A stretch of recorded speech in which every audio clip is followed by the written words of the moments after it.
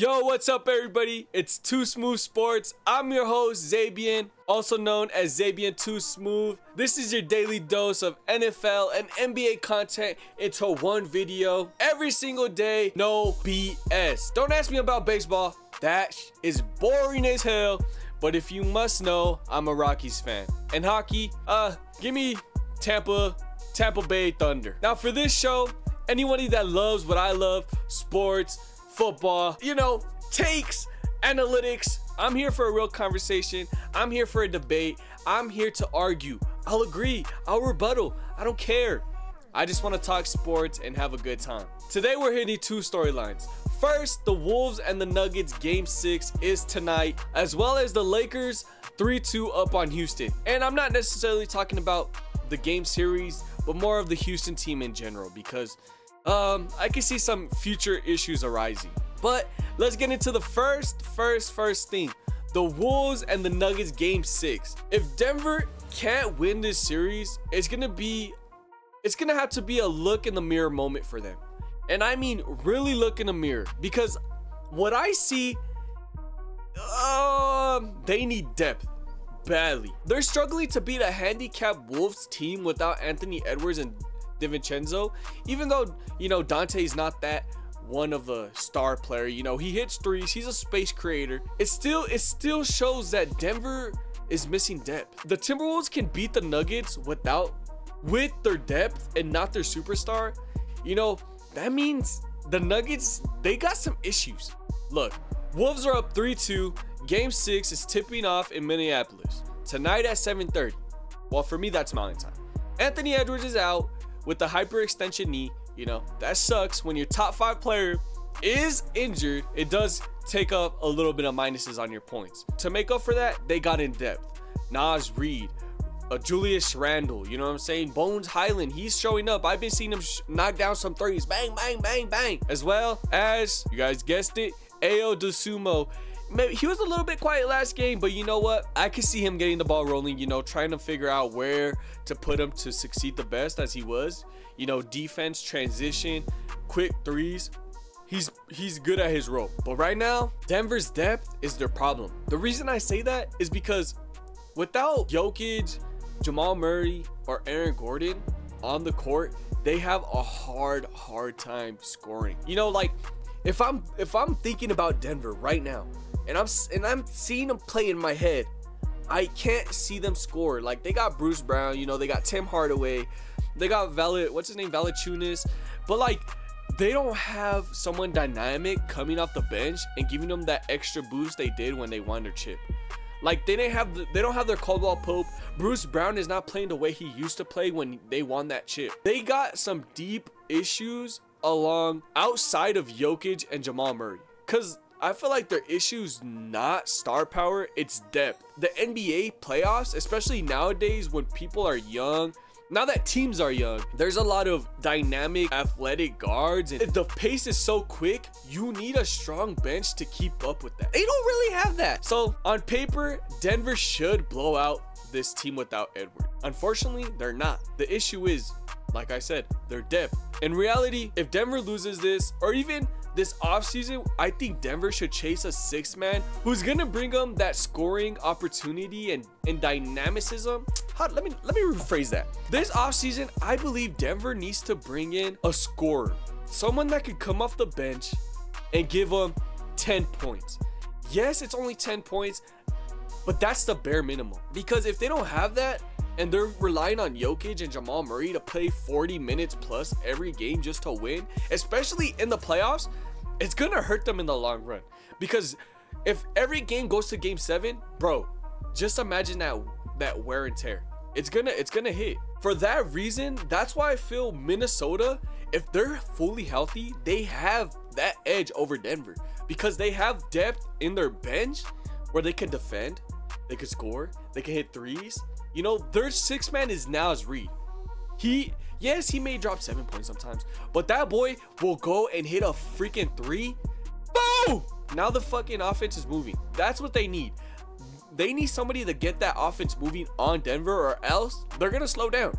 It's that simple. That's why, a healthy Minnesota team, I put them up. It's as simple as that. So Denver, they got some of the best. They got the best center, one of the best players in the league. They got one of the best scorers in the league. They got one of the best slashers in Aaron Gordon, but they're missing that sixth man to push them over the edge. Because when you're competing with OKC, when you're competing with the Spurs, or even the Timberwolves, they got so much depth. It's hard to play all 48 minutes. It's hard to compete every minute in the 48 minutes. Let me just bring up some great teams that had great six mans. All right, the Heat, Mike Miller coming out, dropping some threes, bro. You need that. Think Warriors, Sean Livingston coming in, hitting mid ranges. We never thought he missed because he would just come off the bench and score. You know what I'm saying? That's how dynamic he was at the sixth man coming off the bench, and that's what Denver needs. They need somebody that's gonna come, get that reliable shot that they know is gonna hit. Even the Spurs now, they got Keldon Johnson. Boom, boom, pound in the paint, hook shot, boom. That's what I'm talking about. Even OKC, they got like, what's his name? I honestly don't know that much. I hate OKC. I can't stand watching them play. But I know they got their little Wiggins or their Carson Wallace, those motherfuckers. But they're young, dynamic, and they can score. They can score quickly, and that's what Denver needs. They can't always give Jokic the ball and slow down the pace. It ruins the momentum. So what I'm saying is, Denver, you know best. Come on, get a bench scorer that's going to help you in this offseason. That's going to help you push towards that next level for another chip. But if you guys can't do that, you guys can't move forward. And with that being said, let's go to our next topic, which is Houston and Lakers. I'm not here to dispute who's going to win, who's a better team. I say they're pretty evenly ranked. But if you would have asked me last year, I would have told you Houston was a better team. Yes, Houston got KD, but they gave up two big pieces, Dillon Brooks and Jalen Green. Yes, those two players make mistakes. I get it. Everybody makes mistakes. But in a game of basketball, you need people that are going to be willing to take a risk. Why? Because you need buckets. If you're scared to shoot the ball, you're not going to get buckets. What does your coach say? It's better to shoot the ball than turn the ball over. So shoot the freaking ball, guys. But let me get back to what I'm saying. The reason I say it's a mistake trading Dillon Brooks and Jalen Green for KD is because where's KD right now? He's on the bench. He's withering away slowly with a bruised bone. And he's 38. You can only get so much out of a 38-year-old. Not everybody's gonna be LeBron. You can't string them out until fucking 41. It's not possible. It's possible, but it's not the best thing you could do. You know what I'm saying? Especially with a tall, lengthy guy like KD, who needs the ball in his hand to be an efficient scorer. Yes, he could do the catch and shoot. When you're running an offense through KD, it slows down your pace. And when you're a young, athletic team, dynamic team, you don't want to be slowing down the pace. You want to you need to get the ball out. You need to shoot quick. You need to get back down on defense, get a turnover, go back, transition on offense. That's what Houston needed to do. They needed to stick with their young core. And now that we're looking back at it, a whole season later, they got worse. They're relying on Amen Thompson to be point guard. He can't shoot the ball to save his life. We would put Andre Iguodala, if they say, give me your best player right now to make a bucket, we give Andre Iguodala, right? We would not give him Amen Thompson. You know what I'm saying? Yeah, he could touch the fucking ceiling, but that boy can't shoot. He can't. So when you're running the offense through somebody like him, it's hard because now they can back up, play the paint, press Sengun when your point guard can't even shoot. So it's like, my point guard can't get points. Now my best distributor is getting double teamed, and now I can't hit my elbows, my corners, because my best playmaker is getting double teamed. You know what I'm saying? Now let me take a step back. Let me take a step back to what I'm saying. They had the blueprint. They just had to trust the process. In reality, Houston had everything they needed. Everything they needed. They were top two last year. But they literally sold out for a name, for KD. They could have been OKC competing for a chip. Seriously, they could have been competing for a chip because they had the defense. They had the dynamic scoring. They had the chemistry.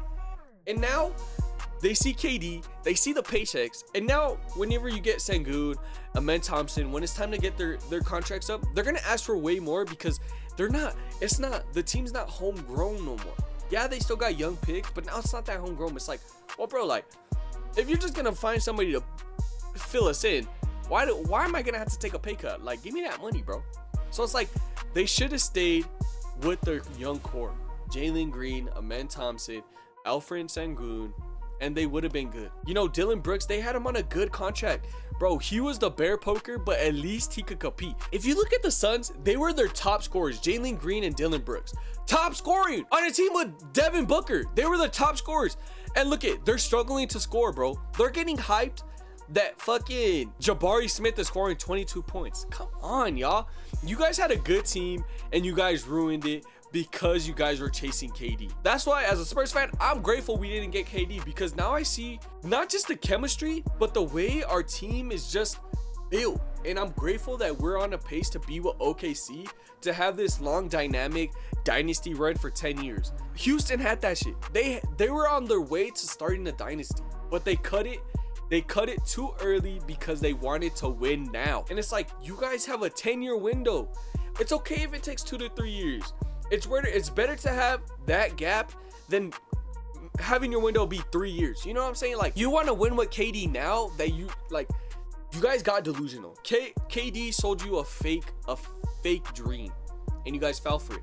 The way he went to the Nets, the way he went to Phoenix, it's the same thing. Look it, Phoenix got arguably worse whenever KD came in. Why? They lost depth. They lost their bench. They lost the flow. Yes, they score points, but they lost what it takes to win a championship. Same thing with the Nets.